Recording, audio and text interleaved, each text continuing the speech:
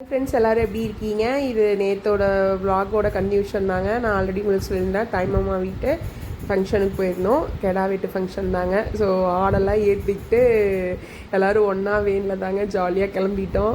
உங்களுக்கு இந்த மாதிரியெல்லாம் எக்ஸ்பீரியன்ஸ் இருக்கான்னு எனக்கு கண்டிப்பாக கமெண்ட்டில் கன்வே பண்ணுங்கள். நல்லா இருந்ததுங்க உண்மையாகவே. எல்லோரும் ஆட்டுக்குட்டி பாட்டு தான் ஒரே கமெண்ட் அடிச்சுட்டு இருந்தாங்க. உண்மையாகவே ரொம்ப ஆடு ரொம்ப சாதுங்க, அமைதியாகவே வந்தது. ஆக்சுவலி இது ஓனால் மாமாவே எடுத்து வளர்த்துன ஆடு தான். அதனால் ரொம்ப சாதுவாகவே கோஆப்ரேட் பண்ணுச்சு. அப்புறம் பார்த்திங்கன்னா நம்ம தூங்கவே இல்லைங்களா, அதனால நம்ம பாதி தூரத்துக்கு அப்புறம் தூக்கம் வந்துருச்சுங்க, சுத்தமாக முடியல.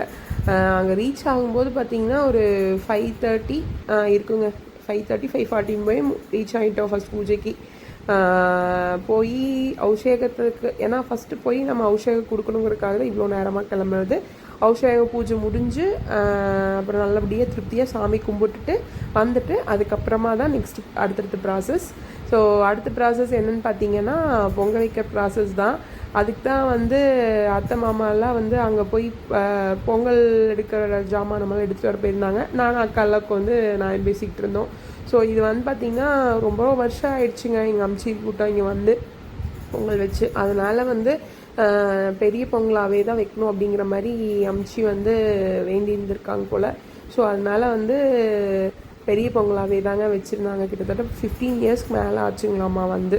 ஸோ அதனால் 2 பொங்கல் வச்சாங்க.